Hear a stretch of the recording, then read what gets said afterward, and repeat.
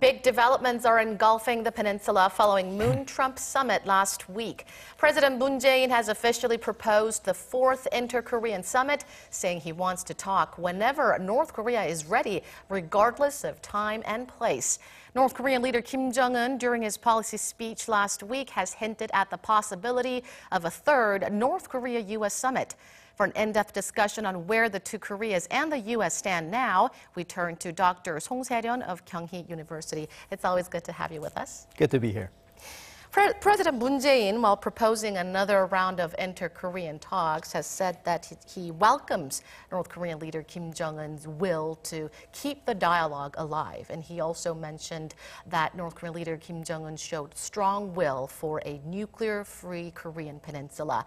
How do you interpret our government's response to Kim's remarks? The government, President Moon, is trying to stay positive about the prospect of continuing the dialogue. And I think partly he is right, because both sides have expressed a willingness to continue to talk. But I think there is a dilemma right here, because despite that claim that the dialogue will likely to continue, most of the critics will say, see, nothing is happening and nothing will happen. I think that has been the position of the naysayers and those doomsayers all along. And the thing is, both parties in this process has not really have seen the breakthrough to say that there is a point where they'll come together to make the nuclear-free peninsula a reality, and also the economic windfall that the North Korea and, for the most part, South Korea as well, expect will come anytime soon. Now, Kim Jong-un, during his speech, said he's open to another round of Pyongyang-Washington talks, but under certain conditions. He urged the U.S. to find a constructive solution instead of making, quote, unilateral demands. How do you interpret this? Right. I think those are the several code words. As you know, both parties, the President Trump and Kim Jong-un, and as President Moon Jae-in, as a kind of a helper in between, have been locked into this negotiation situation. And the U.S.'s position has been clear that they want a solution that is very definitive and final, getting rid of all the nuclear arsenals, as well as the ballistic missiles as well, as per latest demands. But the North Korean situation, the position has always been a step-by-step, as dubbed by salami tactics, to go tit for tat and give a little and then a concession and then go off and go off. I mean, you can't blame it, because in the end, he doesn't want to be the next Gaddafi by giving up too much early on. And there is always a trust issue, because what happens is next time the new president comes in, either South Korea and the U.S. So while it's understandable, though those parties have this intrinsically irreconcilable kind of difference in terms of how to go about it, the time span and the methodologies. So I think that what Kim Jong-un is saying is that let's go step by step, which U.S. seem to have agreed at some point, but reverted their position to a complete denuclearization in a big swoop. So at this point, that's some kind of knot that has reemerged that they have to go through. Now, Kim Jong-un has set a time limit for Washington, saying he will wait until the end of this year to see if the U.S. makes a bold decision. What do you think Kim Jong-un means by, what is this bold decision that Kim Jong-un is waiting for, and what's Kim's motive behind setting a deadline? I think there are a couple of levels on this. One is, when you're in a negotiation situation, the bad message you can give is that I'm in a dire situation and I want to get it done, and time is racing against us. And Kim Jong-un does not want to give that message, and he wants to say that, you know, I have all the time I have. So it doesn't have to be next week, it doesn't have to be next month. So he's giving, kind of leaving enough period of time. But as we know, that the president's election is coming in the U.S. next year. So he's giving a kind of a message that can be interpreted as, well, as long as President Trump wants to have this process as his legacy of preserving the world peace, therefore giving a compelling reason to re-elect him next year. On the other hand, Kim Jong-un can, play the spoiler as well. If things does not go well, then people will criticize Trump as somebody who is wasting his time and not very capable of the foreign policy management. So I think that I think it could be a veiled threat. That if something big does not happen within this year, next year you can expect some more provocations, maybe compromising Trump's position as a foreign policy or negotiation expert. Sounds like a very smart strategy. And right. U.S. elections is, of course, another big factor that we have to take into account. Now, President Trump has welcomed Kim Jong-un's remarks that he's open for a third Pyongyang-Washington summit. Do you think the two sides really will be able to sit down for talks? And if yes, how soon? Again, I think it depends on the changes that their position could have. I think that when you're in a negotiation, you want to say that I'm open to dialogue and I'm open to talk, but at the same time, they have to make clear as to what their positions are and have to sniff out what the weakness of the other party is. I think they're at this point, they're sending the same message. I'm open to negotiation, but however, as we have seen, they've been more and more being entrenched in their own positions. The North Korea being a salami tactics or the step-by-steps, they want to give a little, but expect the concessions.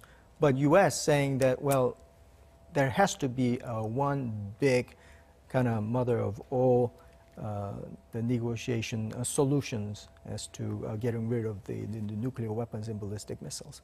So I think that we should not really, well, I don't want to say that the continued negotiation or the dialogue is a very nebulous matter, but I think that more important at this point is because both sides has invested a lot in this negotiation, we assume that unless nothing big happens, the dialogue will likely to continue. But what happens in that negotiation, resolving all these issues that are important to the disarmament and also the economic the packages that they want, both sides want.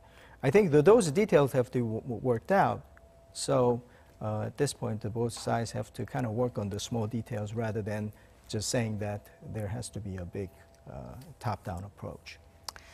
And North Korea watchers are also paying a great deal of attention to how Kim Jong-un hinted that he will no longer demand sanctions relief. He stated that he will not be obsessed over sanctions relief anymore. So some are predicting that Kim Jong-un will ask for another political or military favor. Do you really think Kim Jong-un is steering away from sanctions relief demands? I don't believe so. Not many people believe that. I think that statement came after people kind of figured out that North Korea has realized that their desire to lift the sanctions has become kind of a key issue for them. I think that solidified the U.S.'s position that the sanction is working, and as long as it's working, sanction will not go away. So I think that North Korea wants to soften that the approach. Well, we don't really care about the sanctions, but I don't think many people believe that. Now, Kim Jong-un also criticized South Korea, saying it should be the party directly involved in nuclear negotiations for its own national interest instead of trying to be a mediator. How do you interpret that? I think that has been a danger of President Moon's position all along. If you just become a messenger between the two, sometimes if things don't work out, then there's a danger the messenger get killed. I think that North Korea and the U.S. will be upbeat about this negotiation until it becomes apparent that they will not get what they want. If that happens, probably they'll blame each other, but they'll also blame the messenger. I think that blame game has already started because their position has been entrenched so much that if things don't work out, probably Kim Jong-un will not blame himself. Then how should President Moon Jae-in take things from now? Well, I think that the same kind of message or same kind of tactics should apply. Well, we've been saying that the devil is in the details, and because of the different approaches that both parties are taking, it takes a very elaborate the device of peace and the economic packages so that both parties can subscribe to. It's like having a real estate transactions where both parties need a believable third party or the financial institutions to make that happen.